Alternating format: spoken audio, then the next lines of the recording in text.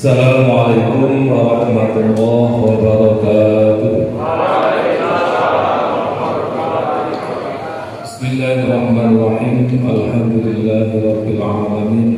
Wassalatu wassalamu ala asyrafil anbiya'i wal mursalin sayyidina wa maulana Muhammadin wa ala alihi wa sahbihi ajma'in. Amma ba'du.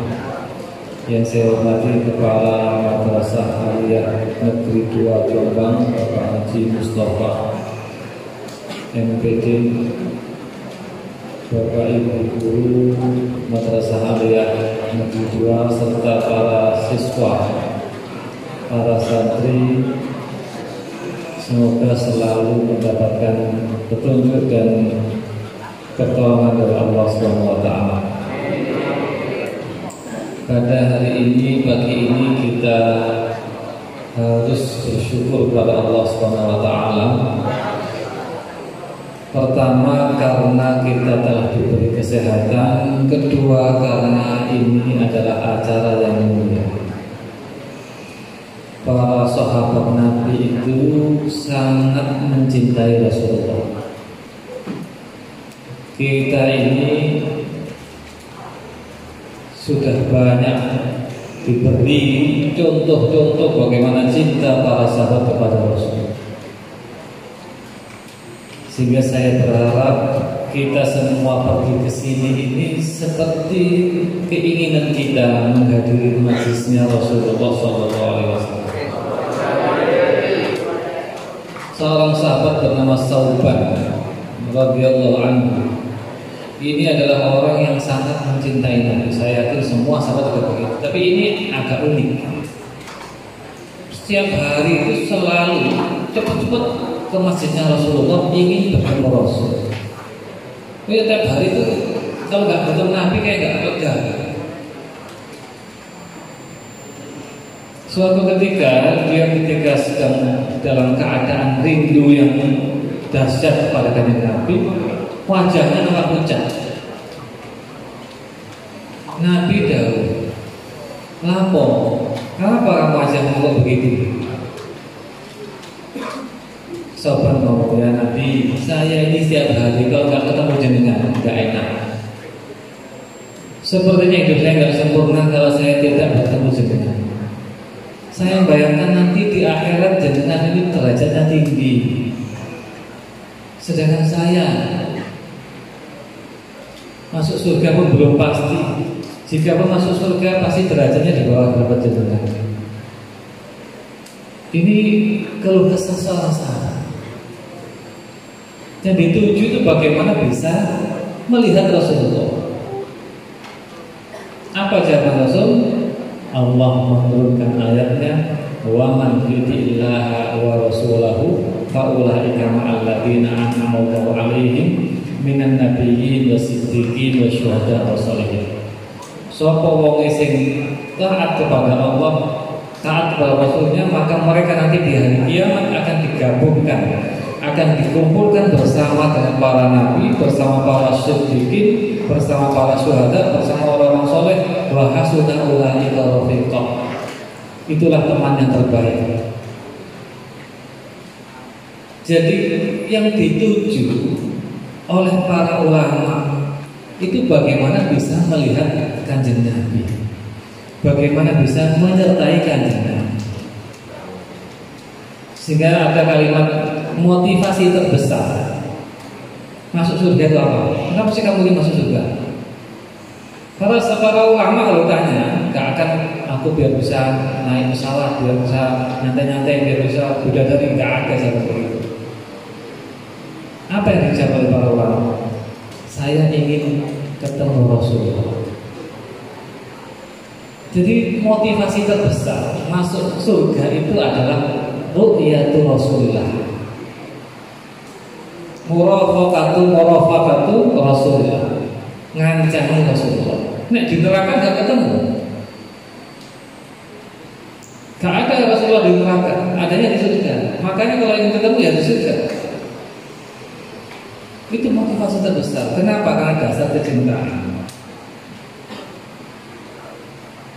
kita sekarang ini mondok, itu tujuannya apa sih? Tujuannya mondok itu, tujuan mondok sebenarnya biar bisa melihat orang yang melihat, orang yang melihat, orang yang melihat, orang yang melihat, orang yang sampai 40 generasi mungkin Rasulullah SAW. Rasul jawab begini, tuba liman ro'ani, beruntung wong sing delok aku. Wa tuba liman ro'a man ro'ani, beruntung juga orang yang melihat orang yang melihatku. 2 kali. Kan membalik lagi. Wa liman ro'a man ro'a man ro'ani, dan beruntung orang yang melihat orang yang melihat orang yang melihatku. Pengulangan 3 kali itu maksudnya tanpa batas. Kalau mau disebut sekarang. Kenapa sih mondok itu? Biar bisa melihat wajahnya Kiai Khalil Dahlan. Kiai Khalil Dahlan dulu melihat wajah gurunya Kiai Ali Maksum Karapiak. Kiai Ali Maksum melihat wajah gurunya Kiai Munawir. Kiai Munawir melihat wajah gurunya, wajah guru sampai wajahnya Rasulullah. Baru melihat wajah itu dalam rangka kita nyambungkan wajahnya ini. Guru kita ini nanti dia akan nyambungkan dengan wajah gurunya, wajah guru yang menyambungkan dengan wajah gurunya sampai para sahabat, sampai kanjeng Nabi. Makanya santri itu kalau ngaji jangan dilempit, nang balik tembok, cek gak ketok kiai ini, kan begitu cara ngaji. Cara ngaji itu bagaimana bisa melihat kiainya, meskipun nggak bawa catatan, tapi lihat. Karena barokah dari lihat itulah yang dicari oleh orang-orang yang mengerti. Sabda Nabi itu baliman ro'ani. Jadi melihat Nabi saja itu beruntung. Melihat orang yang pernah melihat Nabi juga beruntung. Kalau dalam hadis itu 2 kali, 3 kali. Melihat orang yang melihat Rasulullah juga beruntung. Artinya melihat Nabi itu beruntung. Sesungguhnya ini terusannya masih ada. Jadi Imam Syafi'i yang melihat Nabi dia beruntung Syafi'i karena melihat Nabi. Nanti murid Imam Syafi'i, Imam Ahmad melihat Imam Syafi'i beruntung karena melihat orang yang melihat Nabi ini. Sampai saat ini begitu nyambung. Sama juga dengan salaman. Kenapa sih kalau salaman dengan ulama? Tangannya ulama itu ketemu dengan tangannya gurunya dulu. Tangannya gurunya ketemu dengan tangan gurunya. Tangan gurunya ketemu dengan tangan gurunya sampai kepada sahabat, sampai yang paling penting kepada baginda Rasulullah. Jadi kalau motivasi hidup kita itu pokoknya di Nabi, sudah semua akan terasa nikmat.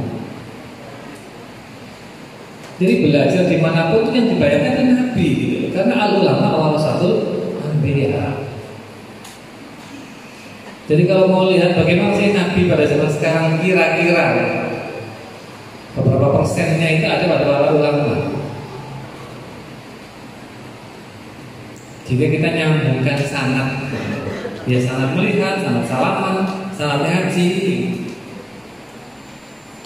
Karena Nabi dulu buka pengajian, nanti sahabat buka pengajian, yang ikut tabiin buka pengajian, yang ikut tabiin buka pengajian, yang ikut diantaranya ya Imam Malik. Imam Malik buka pengajian, yang ikut Imam Syafi'i. Imam Syafi'i buka pengajian, yang ikut Imam Ahmad. Terus sampai saat ini, sampai kita nanti kalian buka pengajian, nanti yang santri kalian buka pengajian, nyambung itu. Bahwa pengajian ini adalah pengajian yang disunnahkan oleh Rasulullah. Jadi semua itu Rasulullah ajak pikir apa sih ngaji, apa sih tidak begitu. Pikirannya itu kajian Nabi saja. Nah ini yang paling penting dalam rangka kita memperingati Maulid Nabi. Jadi kita tujuannya apa sih? Menunjukkan cinta kita kepada baginda Rasulullah. Karena para sahabat itu memang cintanya dengan Nabi, memang sekali. Abu Dujana itu ketika perang Uhud, dia sudah dipanah, sudah kena panah, tapi tetap melindungi tubuhnya Rasulullah biar tidak kena panah-panah. Jadi dia menjadikan tubuhnya jadi benteng, jadi tameng.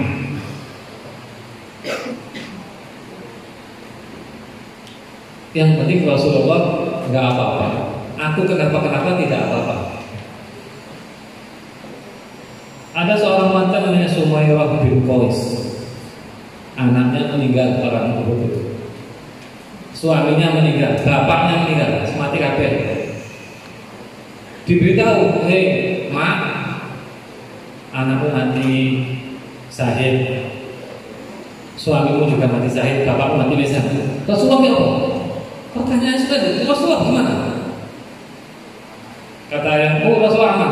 Gak apa-apa, bisa anakmu mati kabeh gak apa-apa.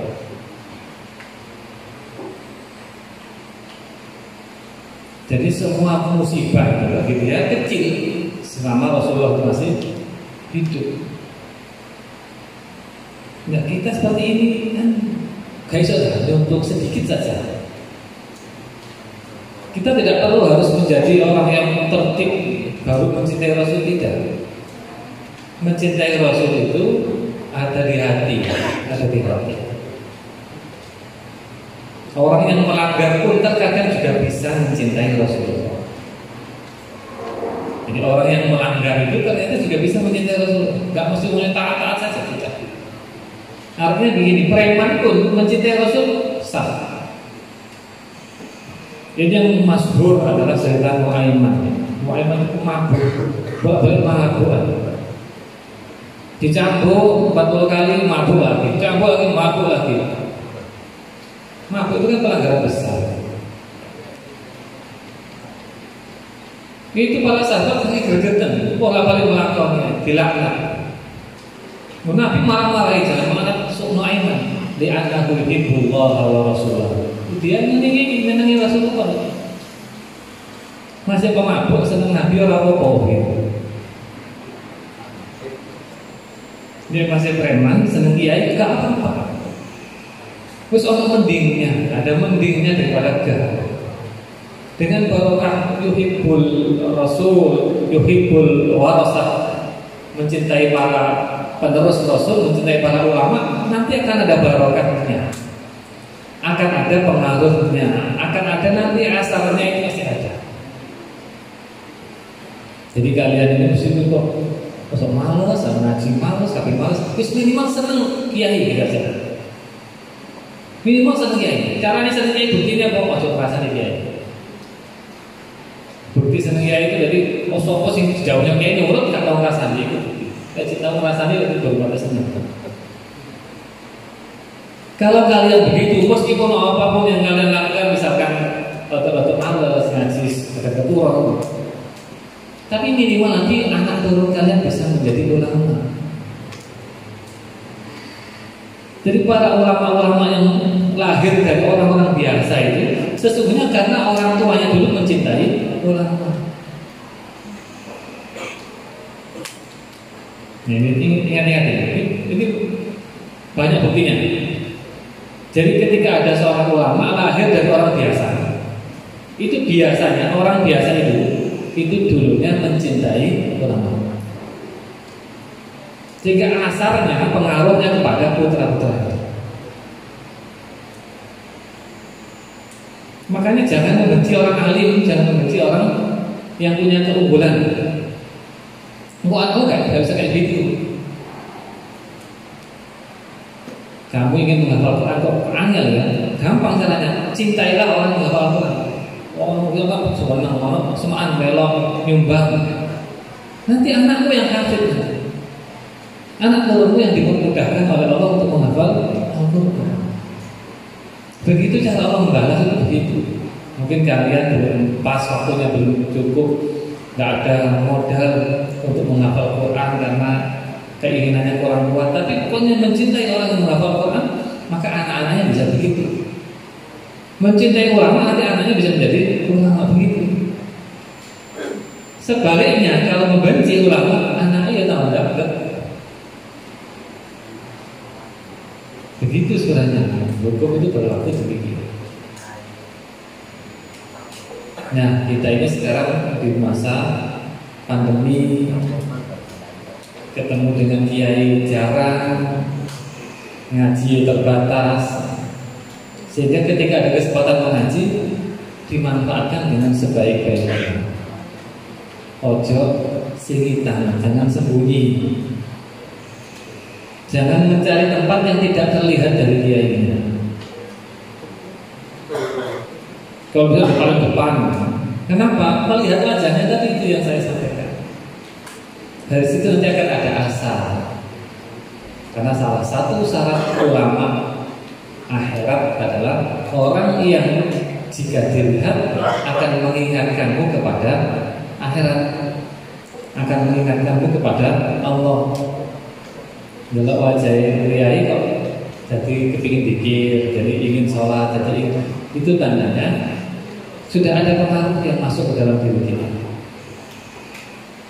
Ini kaitannya dengan Maulid. Sekarang dengan hari santri, apalagi kaitannya dengan Sumpah Pemuda, saya ingin menyampaikan, mengingatkan kepada kalian di masa-masa muda harus pintar teman-teman, harus alim benar di masa muda.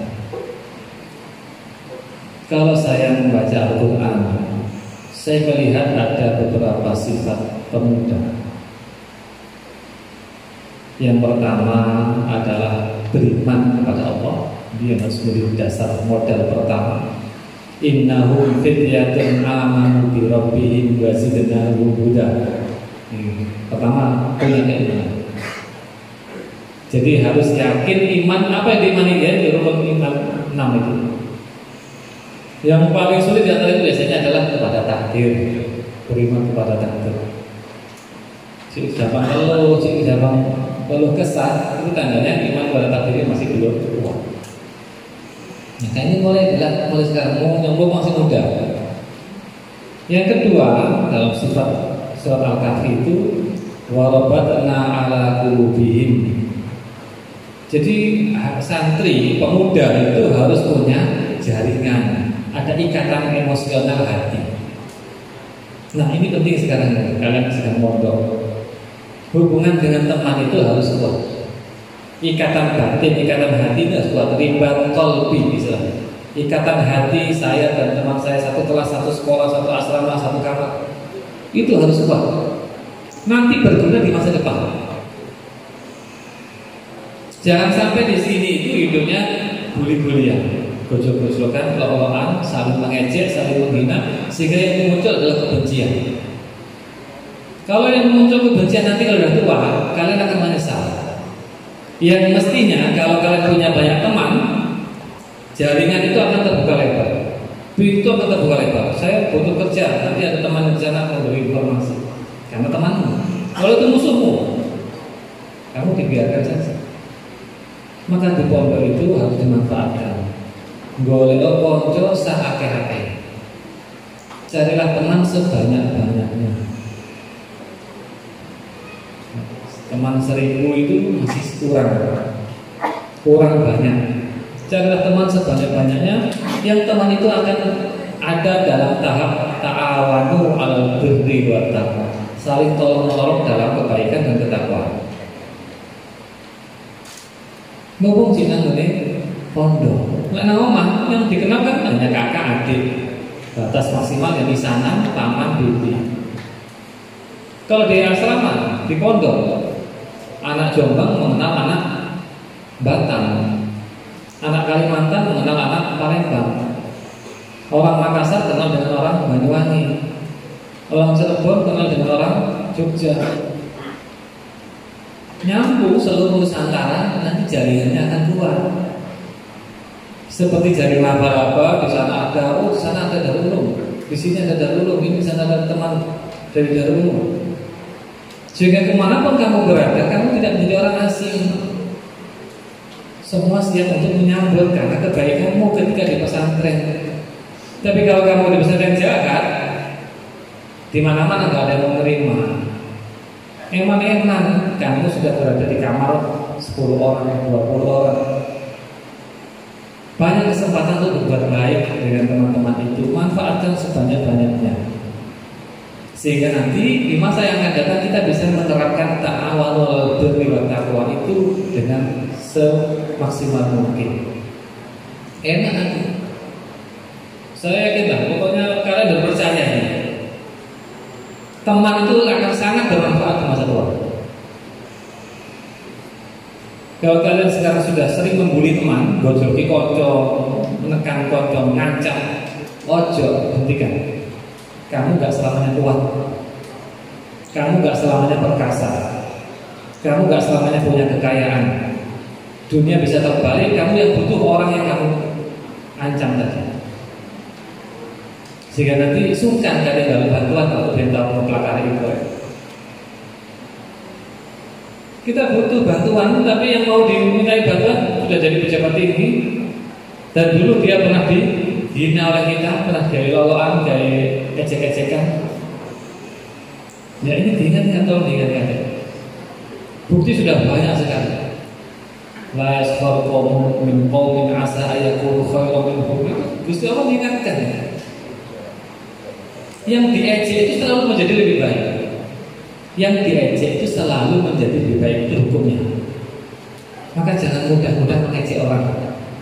Kalau guyonan itu guyonan yang tidak menyakiti hati, sehingga nanti bisa tetap akrab, nanti keluar, bisa kuliah di sana, ketemu masih bisa berteman, nanti jaringan misalkan bisnis apa, bisa saling kerjasama, sesama jadi bupati bisa saling menentukan informasi. Luar biasa nanti. Ini warobatna ala qulubihim, itu harus menjadi andalan santri dari ulum. Imadu di mana-mana sudah banyak sekarang. Ikatan mahasiswa alumni sudah banyak. Ikatan juga banyak. Ini dimanfaatkan jaringan-jaringan seperti ini. Ini ya sikap pemuda yang harus kalian pegang. Yang ketiga, pemuda itu harus berani menyuarakan kebenaran. Sopo contohnya Nabi Ibrahim. Nabi Ibrahim itu dulu pernah menghancurkan patungnya Abraha itu dalam umur muda, masih fidyah. Fidyah itu ya umur di bawah 25 tahun. Mungkin satu kalian atau semester 2, 3, 4 lah. Karena ketika melihat patung-patung itu berantakan, orang tanya, sopo ini? Jawablah beberapa orang, kok kerungu ketok ini? Qalu sami'na fatan. Kok ya narik enom masih muda ini. Qalu sami'na fatan. Ya dituruhum yuqalu lahu Ibrahim. Aku ki tahu kerungu narik enom bahas tentang iki. Jenenge Ibrahim. Jadi Ibrahim masih muda, berani dia menghancurkan berhala. Nah, kalian juga bisa begitu.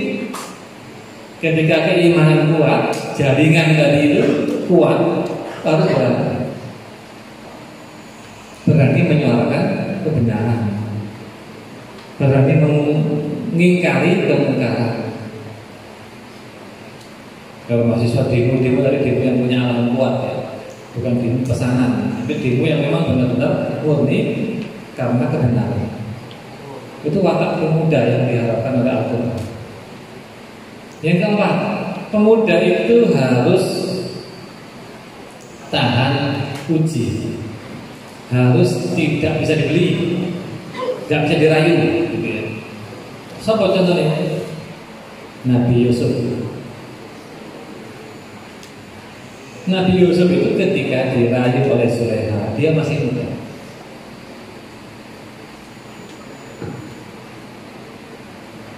Ya, dia masih muda, masih fata, bahasanya masih fata.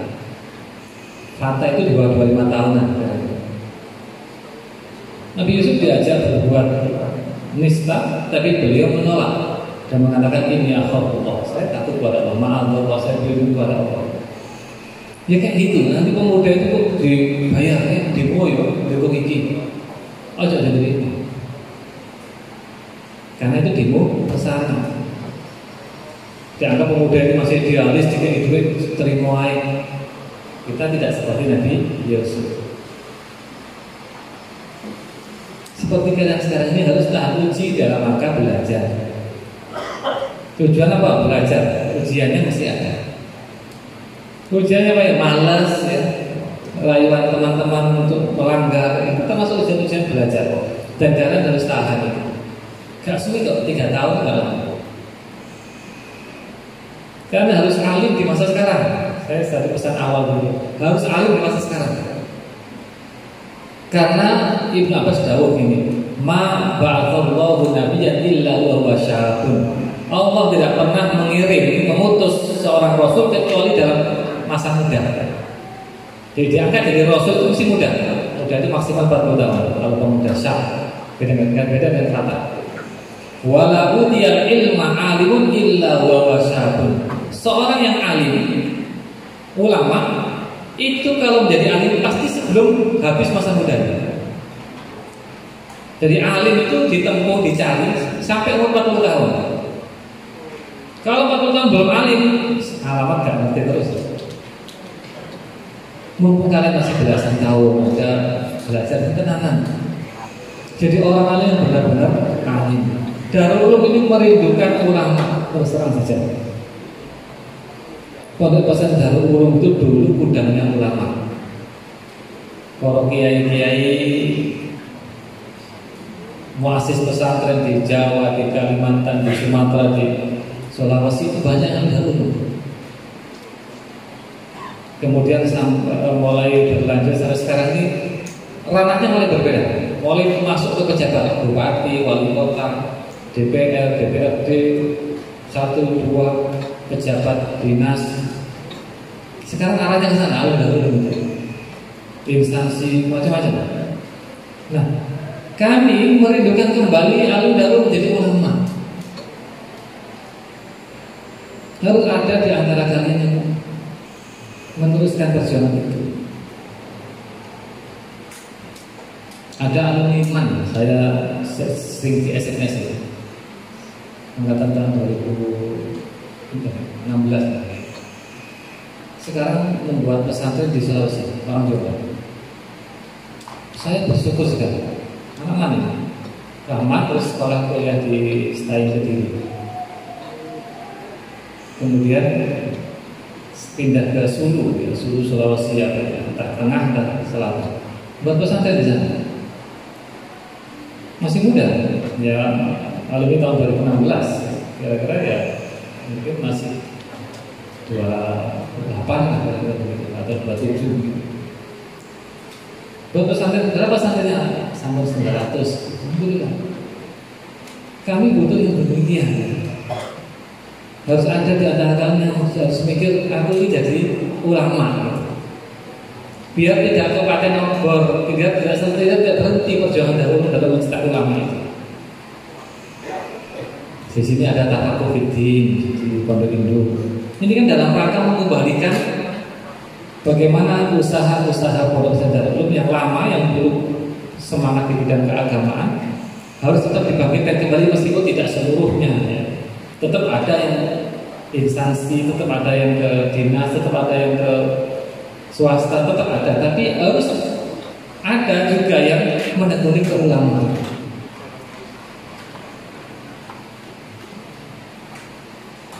Nah, kalau nggak bisa mendirikan pesantren di Jawa, mendirikan pesantren di luar Jawa. Kalau di Jawa itu saingannya akeh orang alim kalau di Jawa. Kalau di luar Jawa saingannya tidak terlalu banyak. Bisa merintis di sana. Tidak apa-apa, yang penting bisa berdakwah, bisa berjuang, menyalurkan ilmunya Rasulullah. Tujuannya pokoknya Rasulullah. Kayak ini, apa sih dakwah? Ini dakwah menasihati umatnya Rasulullah. Pokoknya kabeh dikaitkan dengan Rasulullah. Kalian mendengarkan ceramah warasatul Rasulullah, pewaris Rasulullah, begitu. Semuanya dikaitkan dengan Rasulullah. Dengan demikian hidup ini menjadi sangat dekat dengan Kanjeng Nabi.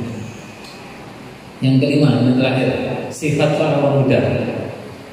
Di dalam Quran itu kisahnya Yusuf bin Nun. Nabi Musa itu pernah disuruh oleh Allah untuk menemui Nabi Khidir. Ditemani oleh seorang pemuda. Qala Musa li fatahu la abrahu hatta abuha majma'al bahraini. Siapa itu Yusuf bin Nun? Berarti bagaimana kesimpulannya? Pemuda itu harus punya tutor. Pemuda harus punya guru. Kalian harus punya guru.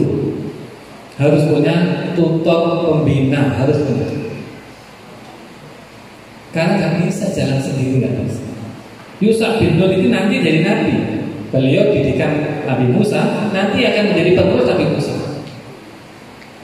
Jadi di fakta dalam surat Al-Kahfi itu adalah Nabi Yusha bin Nun, dididik oleh Nabi Musa. Yusha bin Nun waktu itu masih fata. Fata itu mana dua sebenarnya? Ada khodim, pembantu, juga bermakna pemuda. Kalau pemuda di bawah 25 tahun. Berarti kan umuran kalian ini. Waktunya sekarang ngeladeni guru. Ngeladeni guru itu istilahnya hikmah. Yusha bin Nun kan gawakno ikannya Nabi Musa, membawakan ikan perbekalan Nabi Musa itu Yusha bin Nun tugas. Sama dengan kalian membawakan tasnya guru, turun dari kendaraan, Pak saya bawakan Pak tasnya, dibawakan ke kantor. Ini seperti itu. Hanya saja dulu kepada Nabi Musa, sekarang kepada warasatul al-anbiya. Itu hikmah. Hikmah itu diantara manfaatnya adalah membawa keberkahan. Jadi barokahnya ilmu itu nggak bisa dengan belajar, tidak bisa.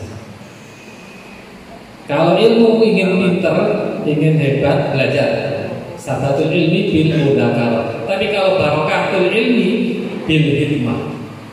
Ingin barokah ya hikmah. Ingin barokah hikmah.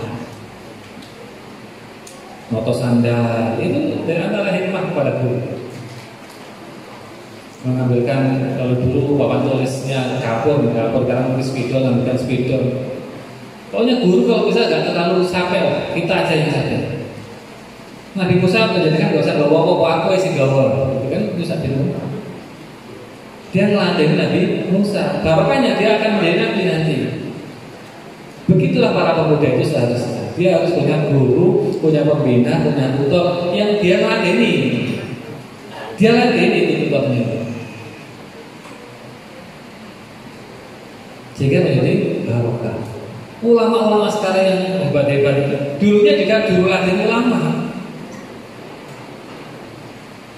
Apa dikira Imam Syafi'i itu gak takut dengan amal? Takut banget. Sangat suka kepada ulama. Begitu para ulama menghormati kiai ini. Mbah Romli, Kiai Romli, itu dulu setiap hari menimbang air untuk kamar mandi pondok pesantren itu dulu. Karena dulu pondoknya di Kiai Hasyim Asy'ari. Setiap hari menimbang untuk jadinya tebing. Dibayar enggak? Untuk apa? Hikmatul ulama, untuk hikmah kepada gurunya. Loh yang makan bukan gurunya, santrinya. Kan tetap santrinya guru saya. Meskipun santri kan santrinya guru saya, begitu sebenarnya. Hikmah itu begitu caranya. Apa dikaitkan pada guru? Aku kok yang bikin singkat ya, bersihkan rukun. Tapi kan rukunnya guru saya.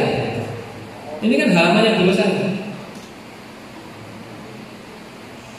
Dulu saya pernah itu kan punya banyak santri-santri yang meladeni beliau, merawat kudanya, merawat bebeknya. Karena ini bebeknya guru saya, bayarnya begitu. Yang dibayar itu gurunya itu sama dengan kita ini, semuanya dibayar Rasulullah. Saya kok melihat kiai itu dulu melihat gurunya, melihat Rasulullah, gitu terus sama dengan demikian. Kalau itu yang menjadi acuan kita menurut Darul Ulum, maka ilmu menjadi barokah. Tanda barokah itu adalah bisa bermanfaat. Bisa bermanfaat itu tanda barokah. Orang pintar belum tentu bermanfaat, belum tentu. Tapi kalau orangnya berkah itu sudah pasti bermanfaat. Karena tidak dianggap bermanfaat kalau tidak berkah. Dianggap berkah itu kalau bermanfaat. Orang pintar dimusuhi orang banyak. Karena tidak barokah. Tapi orang-orang yang sering meladeni seperti itu tidak ada ceritanya di museum. Kenapa? Karena dia sudah sering meladeni orang lain, terbiasa dia merendahkan diri. Sehingga orang yang merendahkan diri dicintai orang lain. Rumus dicintai orang lain kan hanya satu, izhad fi ma fi aidin nas. Ma fi aidin nas. Kamu jangan senang apa yang ada di tangan manusia itu, kamu akan dicintai orang itu. Kamu jangan senang, jangan mencari-cari apa yang dimiliki orang, itu kamu akan dicintai orang itu. Ono wong lanang seneng wong wedok. Misalkan ya. Awake dhewe seneng wong, kita juga senang dengan perempuan itu, maka orang itu akan membenci kita. Dianggap saingan. Kalau orang itu senang dengan perempuan itu, lalu kita gak senang itu, dia akan senang dengan kita. Laki-laki ini cocok dengan kita karena kita gak dianggap saingan. Begitu caranya. Izhad fi ma fi aidin nas. Apa yang ada di tangan manusia kamu jangan senang, kamu jangan suka, maka kamu akan mencintai manusia. Orang mengenai orang luar jabatan, kita nggak bersahabatan, santai saja kita gaul biasa, maka dia akan mereka cocok dengan kita. Jadi kalau kita masuk pada pertarungan perebutan ya saingan aja. Kalau saingan maka akan ada musuhan, akan ada saling bermusuhan, itu begitu ceritanya. Kalau ingin dicintai manusia, jangan punya keinginan yang dimiliki manusia itu. Sama dengan kalau ingin dicintai Allah, jangan punya keinginan dunia. Zuhud di dunia itu jangan dicintai Allah, tapi zuhud pada apa yang ada dalam manusia itu dicintai manusia. Sehingga kita bisa memilih saya harus bersaing dengan siapa, saya harus berdekat dengan siapa. Itu keahlian yang dimiliki oleh santri. Karena santri hidup di kamar dengan berbagai karakter. Konco kan gak bodoh. Ada 10 orang, ada 10 sifat. Ada 20 orang, 20 sifat, 20 kepentingan, 20 keinginan. Kita menyesuaikan dengan itu 3 tahun cocok, berarti kita akan diterima di manusia. Kita akan diterima di masyarakat. Itu buktinya. Makanya santri-santri itu biasanya tidak punya masalah dalam kehidupan sosial. Kecuali ketika mondok dimusuhi konco sak kamar. Itu berarti meni-meni yang mau kamar di masyarakat ya sama, akan dimusuhi banyak orang karena dia tidak bisa menyesuaikan diri. Ya, ini yang bisa saya sampaikan. Semoga bermanfaat untuk kita semuanya. Kaitannya dengan cinta kepada Nabi dan tugas kalian sebagai seorang pemuda yang masih nyantri di pondok pesantren Darul Ulum. Jadi mari kita tutup dengan doa Al-Fatihah.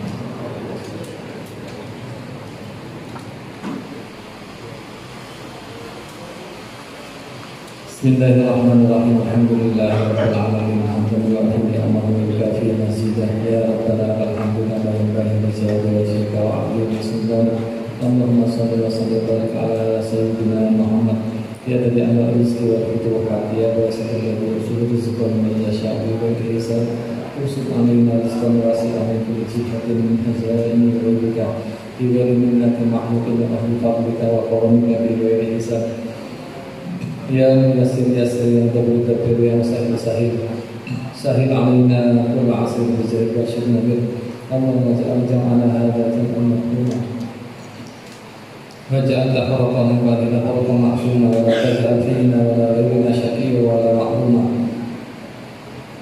Allahumma 'allimna ma yanfa'una wa anfa'na ma 'allamtana. Rabbana atina fid dunya hasanah wa fil akhirati hasanah wa qina 'adzabannar. Wa sallallahu ala sayyidina Muhammad wa ala alihi wa sahbihi wa baraka wa sallam. Walhamdulillahi rabbil alamin. Wassalamualaikum warahmatullahi wabarakatuh.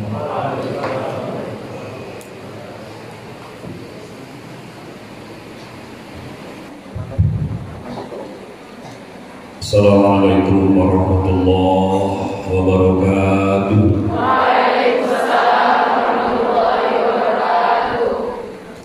Alhamdulillah. Alhamdulillahilladzi an'ama 'alaina wa hadana 'ala dinil Islam. Alhamdulillah. Alhamdulillahilladzi arsala rasulahu bil huda wa dinil haqq yudhhiruhu 'alad din wa kafa billahi shahida.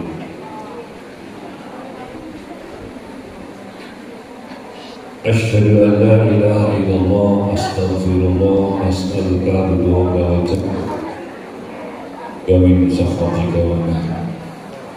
Allahumma shalli ala sayyidil mukhtar wa alihi al-abham وأصحابه الأحياء عدد نعم الله وإفضاله. أعوذ بالله من الشيطان الرجيم. بسم الله الرحمن الرحيم.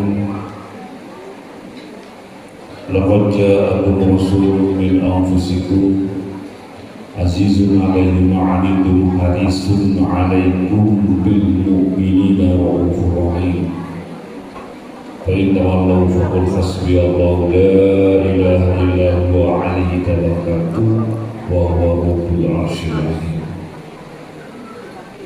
Yang sama-sama kita hormati Bapak Mustafa selaku Kepala Madrasah Aliyah Negeri 2 di Pejoso, segenap para pimpinan dan 2 para guru asatidz, segenap karyawan sivitas akademika, anak-anak sekalian, hadirin juga rahimakumullah.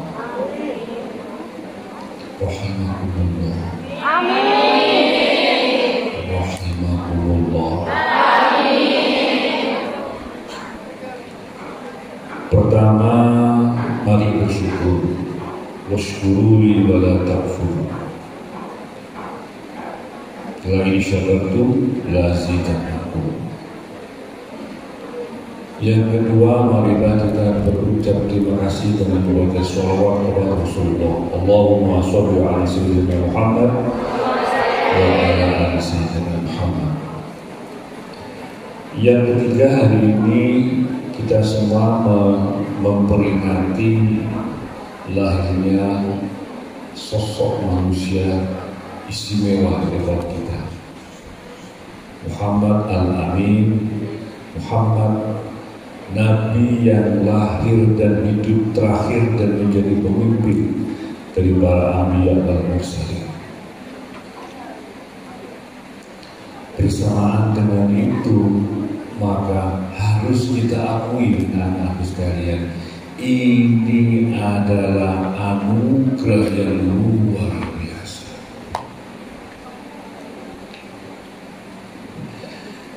Kita terpilih sebagai umatnya Muhammad, itu anugerah yang sangat besar.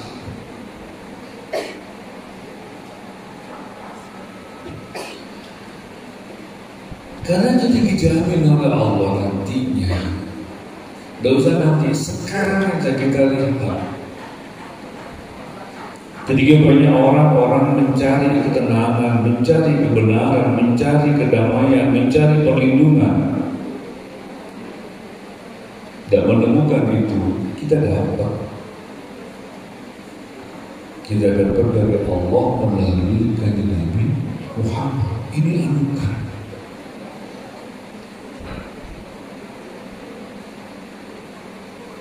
Dalam sebuah kisah itu kan ada 10 orang. Di yaumil hisab nanti itu mereka bergerombol minta dispensasi, minta keringanan atas dosa yang pernah dia lakukan di dunia agar diringankan oleh Gusti Allah. Mereka minta antar ke Nabi Adam.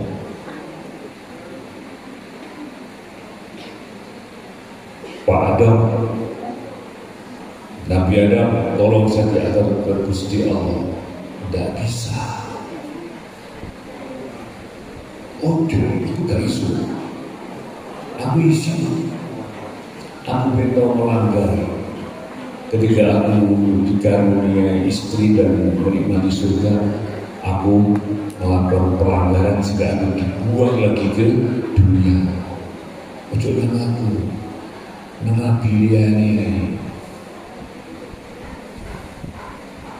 dan Nabi Ibrahim, ojo aku bintang ragu-ragu ketika aku mau membunuh Ismail. Ingat dia, padahal itu perintah Allah, malah aku dilindungi anak. Ya Allah tifal manusia dari insya'Allahumma sabirin. Ojo Nabi Musa, ojo aku bibit tawar menyembah matahari, tahu menyembah bulan, gak situ. Ada keraguan ketika dia akan menuju pada Tuhan. Gak bisa. Siapa lagi? Nabi siapa yang masuk ke dalam perut itu? Ayo jawab. Nabi sih dipahami Pak. Gak sih pemahaman itu. Lut, bukan Nabi Lut itu banyak kucikan dulu. Ya, ojo aku. Nggak bisa, ojo aku. Akibat aku tidak bisa mengendalikan, aku dituhankan sebagai orang-orang itu. Terakhir, siapa yang bisa? Nama Muhammad Rasulullah Sallallahu Alaihi Wasallam. Dan bisa.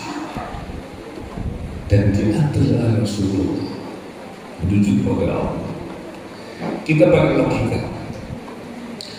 Mengurusi umat Nabi beliau yang iso apa maneh ngurusi kita. Dalam Al-Quran disebutkan kalau Muhammad itu menghadapi orang kafir itu asyidda. Muhammad Rasulullah walladzina ma'ahu asyidda'u 'alal kuffar. Tegas terhadap orang-orang yang kafir. Hitam putih. Ketika bicara akidah, Gusti lebih tegas dengan dalilnya yang kita sering baca, lakum dinukum waliyadin. Tidak bisa ditawar. Tapi ketika hubungan kemanusiaan, beliau sangat humanis. Ada namanya kafir dini.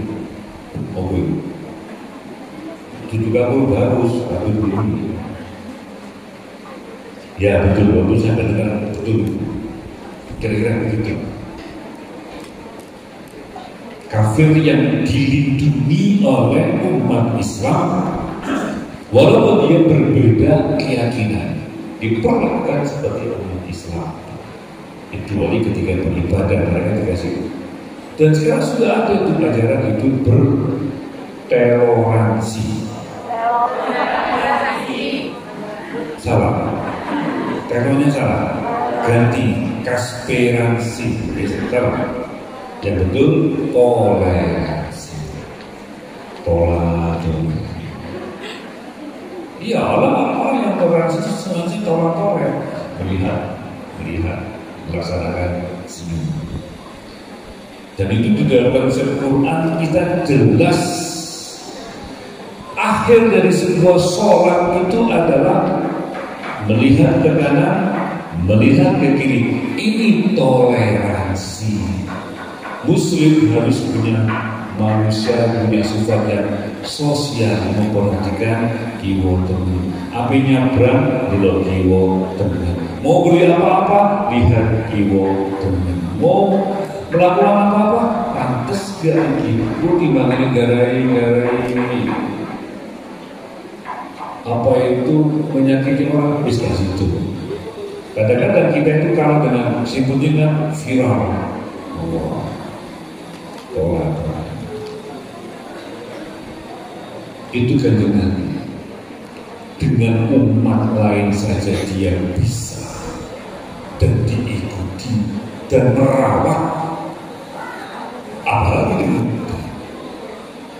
ayat tadi saya lanjutkan, ruhama'u bainahum, cinta dengan sesama umat Islam. Kanjeng Nabi itu mencintai kita.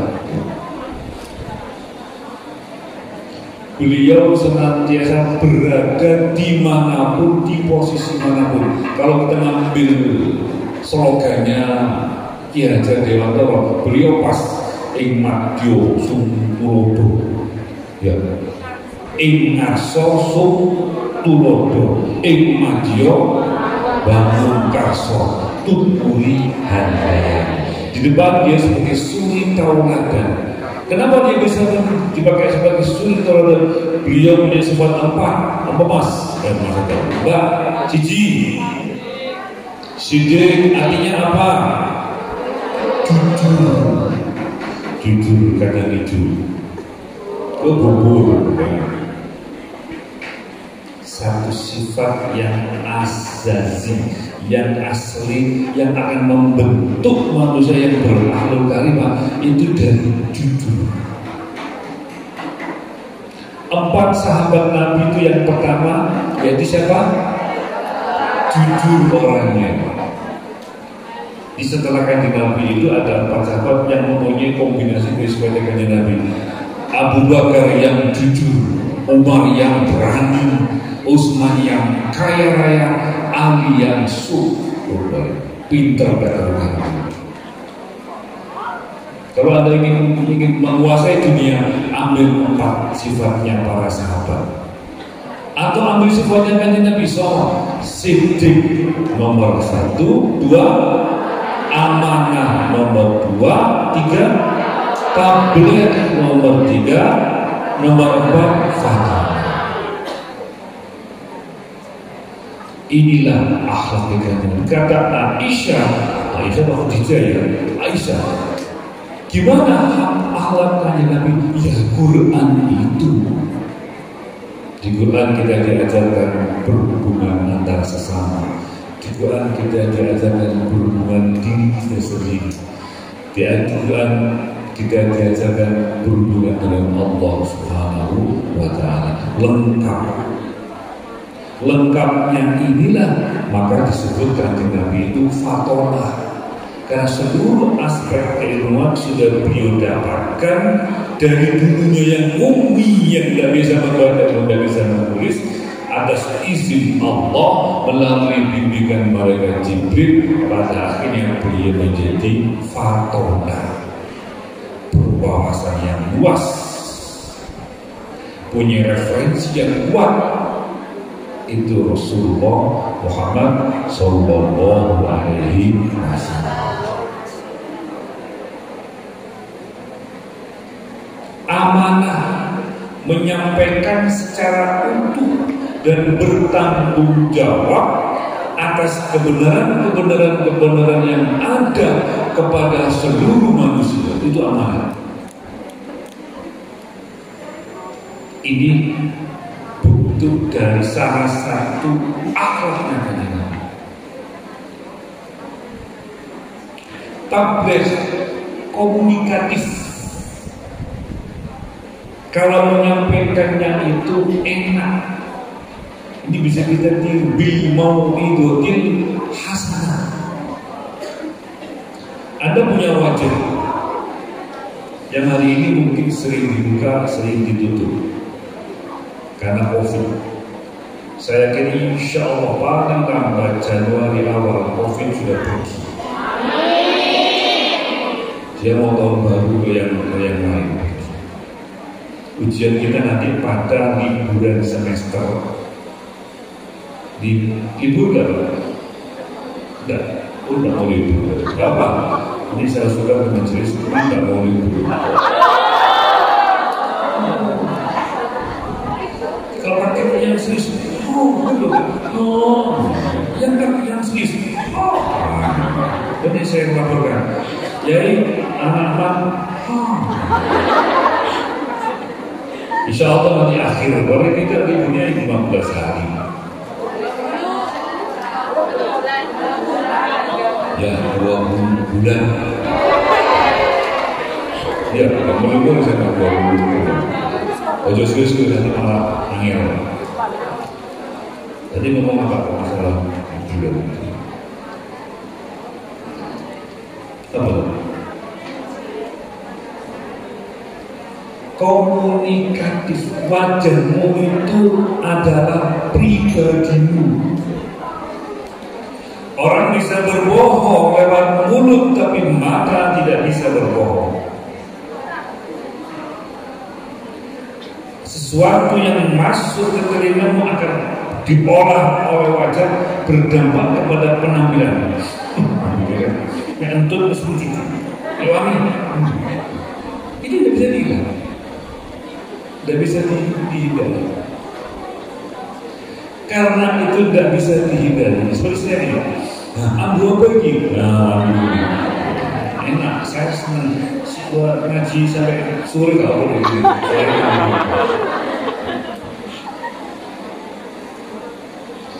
Di wajah ini kita bisa melihat pribadi kita. Di wajah ini akan kelihatan Anda dalam posisi berbohong atau berjujur.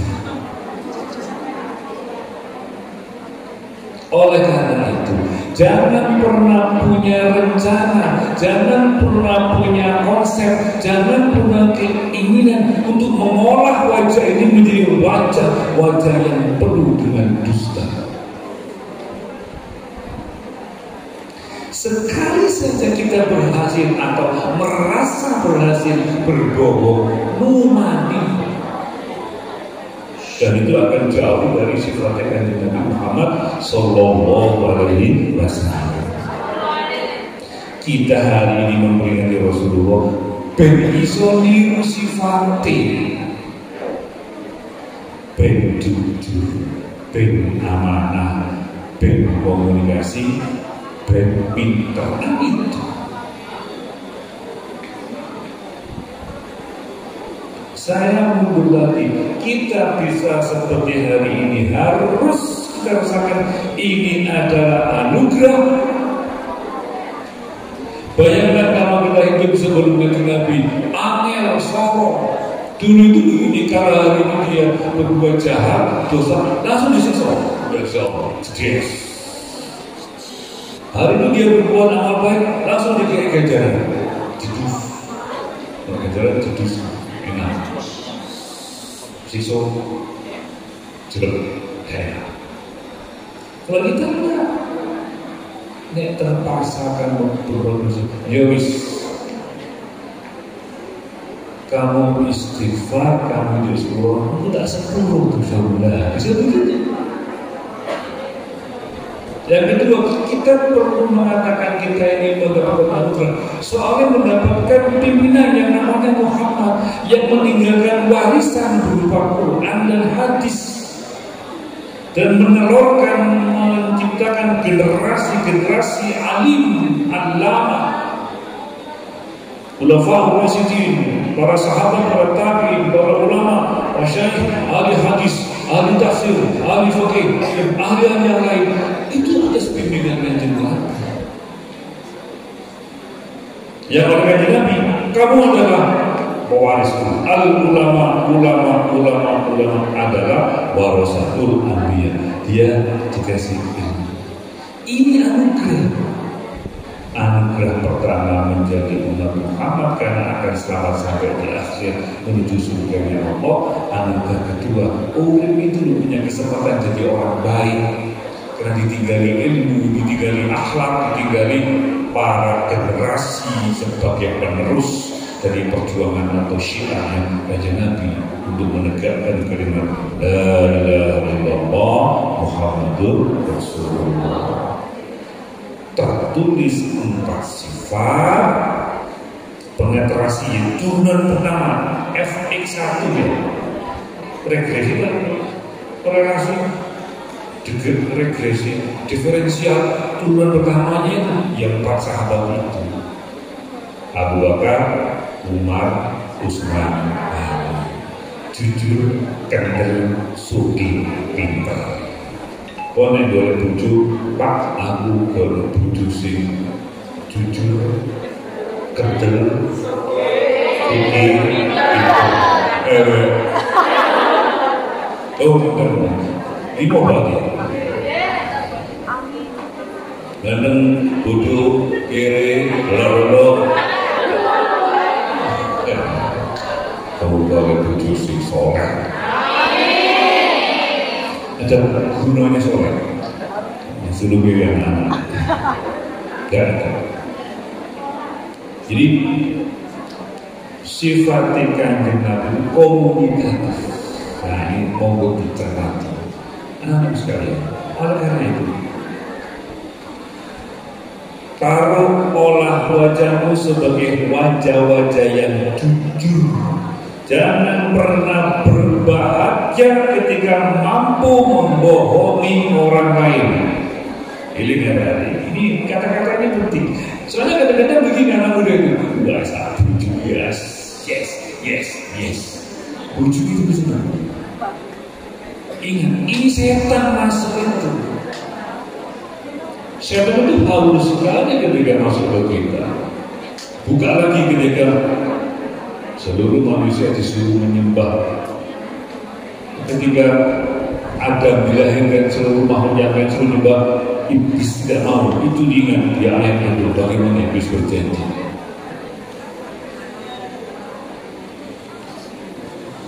Anda hari ini memperingati hari bahasa komunikasi. Terserah mau pakai bahasa Inggris, bahasa Prancis, bahasa Indonesia, bahasa Arab, bahasa Jawa.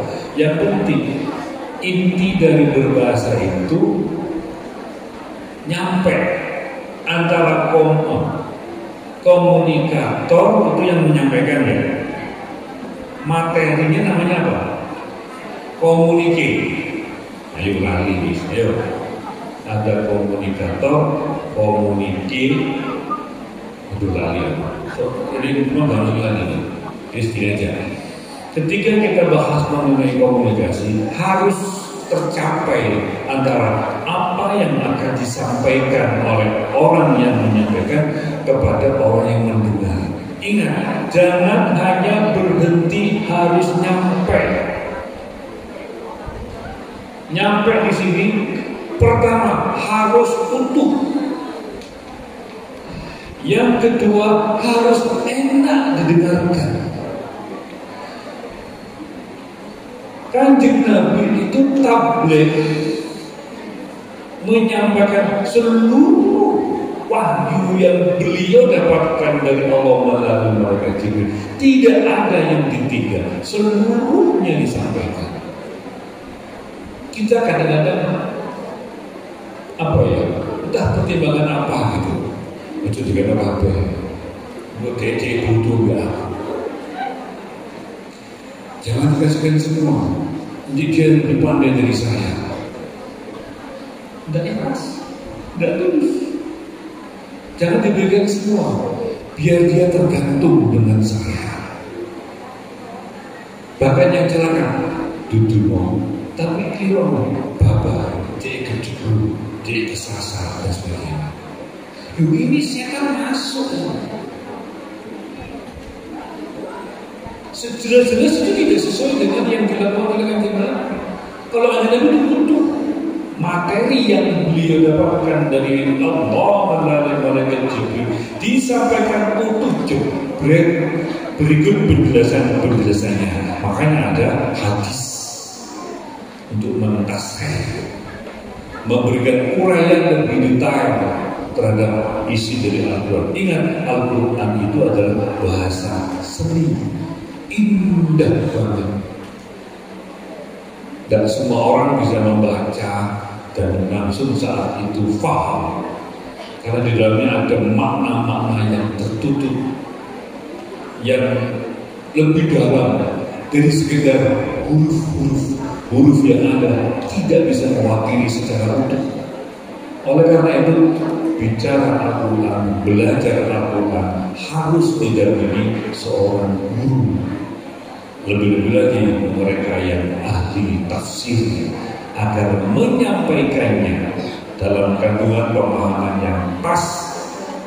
Di Quran, di tafsir ada asbabun nuzul. Bisa jadi kalimat yang sama itu bisa bermakna berbeda karena historisnya berbeda. Itu Quran. Yadullah fawqa aydihim. Kalau Anda hanya belajar bahasa Arab, Anda akan mengatakan Allah punya tangan. Padahal itu salah. Wasi'a kursiyuhus samawati. Allah punya kursi. Bisa muter apa enggak? Kalau dia hanya ahli bahasa, tidak ketemu dengan itu. Makanya harus difahami utuh. Dan itu orang-orang ahli tafsir dan kisah. Dalam persoalan ini anak-anak kalian, jangan pernah salah berkomunikasi, Jangan pernah salah memahami dari apa yang disampaikan oleh orang lain. Untuk bisa tidak salah, Anda semua, anak-anak semua butuh bimbingan, butuh dampingan, peran guru, peran orang tua, peran senior, dan siapapun yang ada di rumah kita itu sangat besar. Ojo ngomong sowis iso ala mulai prek kecil. Ini besar itu ada karena kecil bisa jadi besar. Jangan pernah meremehkan. Sekali kita meremehkan orang-orang yang ada di sekeliling kita, siji semakin bodoh, luru menciptakan ketidaknyamanan atau kebencian. Tiga, kita menjadi manusia yang tidak bersyukur karena tidak mampu menghargai orang-orang yang ada di sekelilingnya dengan baik. Empat, kita tidak mengikuti akhlaknya Kanjeng Nabi. Oleh karena itu, pesan yang ingin saya sampaikan dalam acara hari ini, pertama, gunakan bahasa itu dengan wajah yang penuh kejujuran. Berangkatlah bicara itu dengan nurani, sehingga tidak ada kesempatan sedikit pun untuk berbohong. Gus, bohong itu enak, iya. Bohong itu asik, iya. Bohong itu merindukan, membuat kita rindu, iya. Bohong itu menjadi kita ceria, iya. Dan itu adalah keberhasilan syaitan dalam mengelola kebohongan itu. Anda pilih siapa? Pilih kejadian itu dari setan. Doa Anda adalah siapa hari itu? A'udzubillahi minasyaitonir rajim. Itu fahami, masukkan ke dalam hati, sehingga seluruh aspek fisik kita, lahir kita, batin kita bersama-sama menolak kehadiran syaitan yang terkutuk. Nek disanto, ndak nyambung, ndak ngefek. Ada bedanya syaitan itu rajin mari minum isu, mari minum ngerasani, mari minum gebuk pancane, mari minum dibusa balikannya di bonang kali. Mana makna daripada a'udzubillahi minasyaitonir rajim? Tidak ketemu. Atau si fulan itu sudah lebih jahat dari setan. Nah, itu gimana kan? Na'udzubillah minta. Masuknya setan itu pelan, terus lewat kecil, lewat lucu. Ada lewat guyon, niatnya guyon, boten mau nih, boten temenan kok aja sekedar ingin bercanda dia. Yuk, kemana arah guyon itu? Menghasilkan apa kebahagiaan itu? Apakah kita sedang menikmati bahagia di atas penderitaan orang lain? Nah, itu guyon yang berbahaya. Silakan guyon, boleh, harus senang, hidup itu harus senang, konsep itu harus bahagia. Rasulullah diturunkan ke dunia oleh Allah untuk membahagiakan kita semua. Karena apa? Rasulullah menyebarkan kalimat-kalimat yang membahagiakan tentang surga, tentang nikmat dunia, fid dunya hasanah wa fil akhirati hasanah, tentang azizun dari pekerjaan, azizun alim ma'anikum hazan. Beliau susah kalau ada temannya, sahabatnya yang punya masalah, beliau susah dengan Nabi. Karenanya dalam kehidupan Kanjeng Nabi masuk di mana? Tadi yang saya katakan ini ngarso itu. Kalau perang Kanjeng Nabi itu di depan, sampai perang kalah, perang Uhud ya salah itu. Sampai Nabi berdarah-darah. Memotivasi orang lain. Kalau musyawarah bareng-bareng duduk bersama di masjid.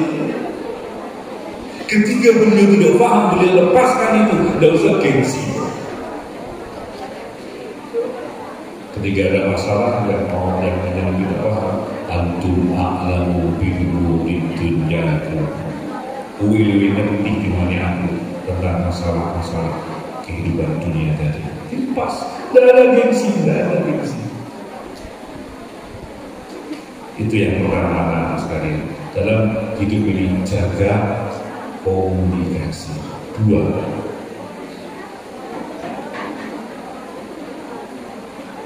anugerah yang kedua yang bisa saya sampaikan atau tambahan dari yang tadi adalah anak-anak hari ini dalam masa-masa tolabul ilmi.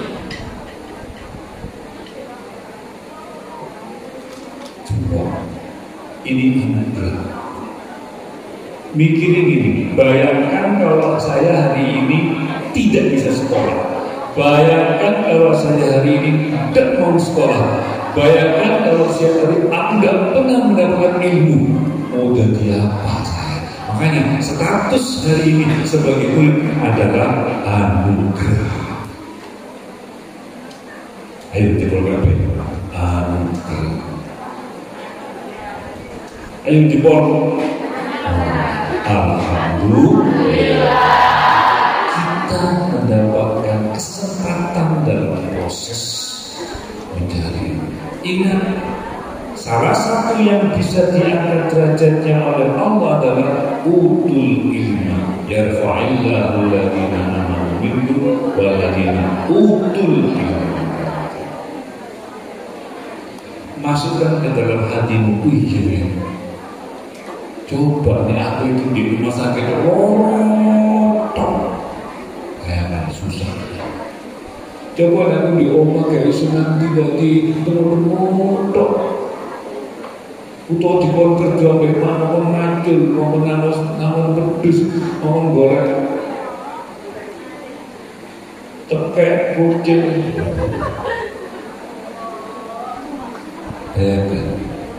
Bayangkan teman-teman kita yang hari ini atas situasi tidak bisa belajar, negaranya perang. Termasuk juga bayangkan dengan teman-teman kita hari ini yang menikmati kemewahan, lupa tentang pentingnya ilmu. Bayangkan, jangan bikin mereka belajar. Mungkin hari belajar, besok susah. Yang ada pergi, tarik lagi sini. Aku baca di sini, masih jauh di kamar. Kadang gak atur, tapi itu jauh itu. Kadang gak sarapan, bantal siji kewong papa, enak, ilmu rasa aneka rasa.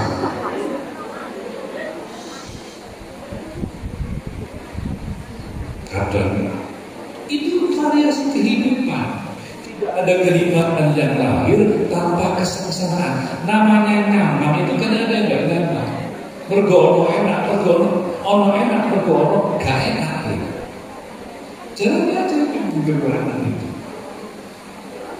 Model-model itu lahir dalam kondisi yang sangat kekurangan. Mati tidak ada bapak. Sebentar hidup ibunya meninggal. Tahu di pamannya, tahu di mbahnya meninggal juga.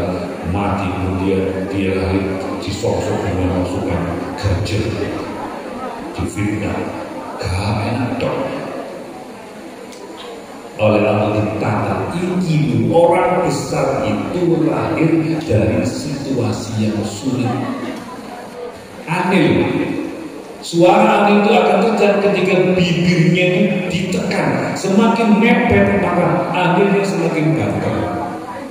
Layang-layang semakin banyak, semakin kuat desakan udara atau angin, maka dia semakin naik. Itu konsep hidup seperti itu. Ojo melongso. Kalau sering melongso, sering sambar, kita seperti burung sangkar. Dikasih apa-apa, kasih makanan. Dia tidak perlu kasih handphone lah. Tapi dia disangkar. Kalau sangkar, dia nggak bisa cari makan. ngenteni. Mau kamu foto toko pondok, ya lu tok duit demo isi.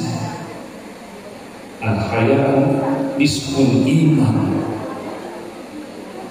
Dan bapak di sini sorok, karena guru nih, sinau dewi. Ayo, gantian jadi guru. Kalau jadi guru, untuk ditiru orang punya guru tapi ilmu dia. Tidak banyak menuntut, tapi banyak memberi. Kewajiban itu di depan, ya. Hak di belakang. Lihat sepatu dulu. Sepatu. Hak di depan atau di belakang? Coba pakai sepatu haknya di depan. Geblak. Hak itu di belakang. Kewajiban di depan.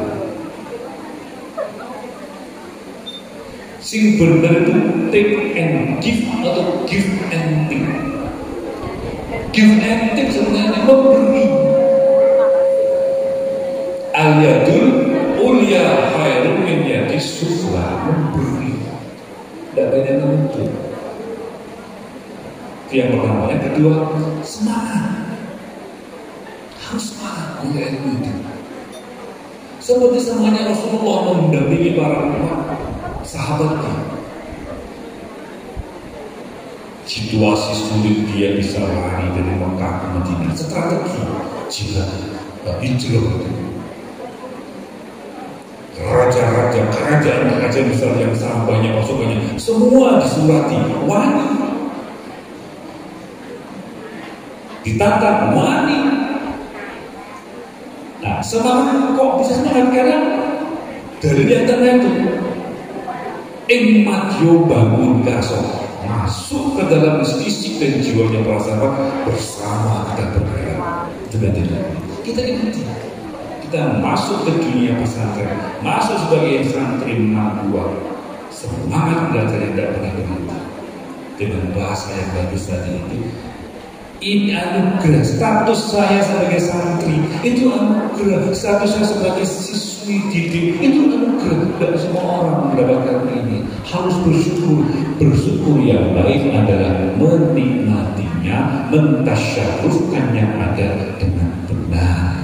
Gunakan waktu, fasilitas, baca, tolabul ilmu.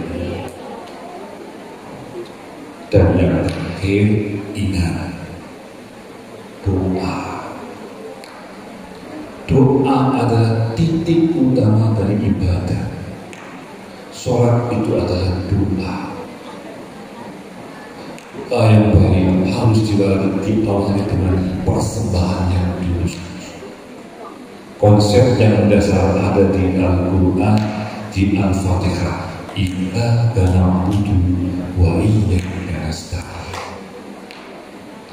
Sembahlah Allah secara utuh, sehingga ketika kita datang kepadanya betul-betul mendatangi Zat yang punya segala-galanya. Allah ada. Allah kuasa atas seluruhnya. Wa ala kulli syai'in qadir. Ketika kita datang kepada Allah, ketika kita kepada Allah, bisa kita mengenal Allah Subhanahu wa Ta'ala. Kita nyembah secara berkas. Nah, meminta kepada Allah itu ibadah. Karena dengan kita meminta berarti pertama kita mengakui, kedua kita menyembah, kita meyakini bahwa Allah punya apa yang kita inginkan. Maka anak-anak kalian,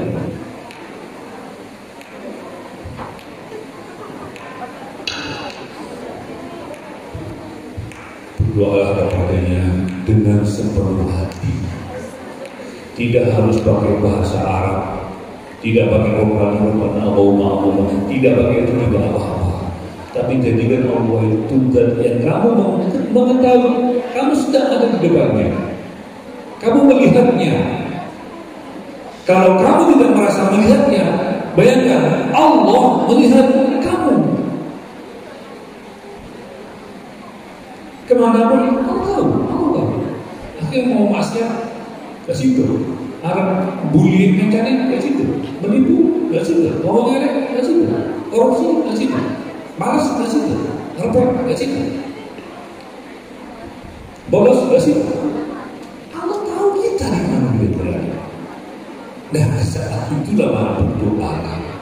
Waktu yang baik, banyak waktu yang baik. Setiap waktu ketika dipakai untuk amal soleh adalah waktu yang baik. Ulama mengatakan malam hari sepertiga malam hari, sholat tahajud, sholat subuh lima, sujud syukur, sholat hajat. Mojo terserah, yang bacaan yang bagus, kalimat yang disukai yang membaca subhanallah walhamdulillah wa la ilaha illallah wallahu akbar. Yuk bareng-bareng subhanallah walhamdulillah wa la ilaha illallah wallahu akbar. Subhanallah walhamdulillah wa la ilaha illallah wallahu akbar. Subhanallah walhamdulillah wa la ilaha illallah wallahu akbar. Itu bentuk pujian kita kepada Allah. Kalau itu merasa kurang cukup, tambahin dengan istighfar. Astagfirullahaladzim. Berapa jumlahnya terserah. Pisah pintu di mata berapa, tolong yang ini juga tidak apa. Yang ketiga, ingat orang yang luar biasa. Bacalah selawat nariyah boleh, mujian boleh. Paling tidak selawat Jibril. Sallallahu ala Muhammad, sallallahu ala Muhammad, sallallahu ala Muhammad. Dengan ikhlas membaca selawat, kita niati pertama perintah Gusti Allah, nomor dua rasa cinta kita pada kanjeng Nabi, nomor tiga berharap kita mendapatkan syafaatnya. Tentu itu saya. Selawat tujuannya perintah Gusti Allah. Nomor dua sebagai bentuk cinta kita kepada Rasulullah. Nomor ketiga berharap mendapatkan syafaatnya. Cukup waktunya. Kalau tidak cukup tambah lagi monggo. Nah, ambil sekian detik, sekian menit, Anda diam. Tangan dia, kaki dia, tubuh dia, hatimu sambung mana Allah. Ngapain? Siji nyapa ya Allah, Allah. Oh sudah bu, Roni, pulau Roni ya, pulau saya ada. Nanti lu dengan baik anak, tangan bergerak, mata mata hidup, sebagai saksi, sebagai seorang. Ya Allah, pulau dari sakit sempurna ibadah ya Allah. Ngapunten. Kalau Jawa ini bahasa Prancis juga nggak apa-apa, silakan. Ya mungkin ya Allah. Ambil sekian detik, sekian menit dari waktumu yang kia bagai untuk dialog, omong-omongan dengan saya. Insya Allah kamu akan menemukan kenyamanan dalam hidup. Moga-moga kita semua senantiasa mendapatkan hidayah dari Allah, anugerah dari Allah, maafkan dari Allah, diberi kekuatan untuk terus bertambah menyembah kepadanya, mengabdikan kepada Allah, berbuat amal ma'ruf dan nahi munkar. Amin Allahumma. Terima kasih, mohon maaf. Aku qouli hadza wa astaghfiru li wa lakum innahu huwal ghafurur rahim. Assalamualaikum warahmatullahi wabarakatuh.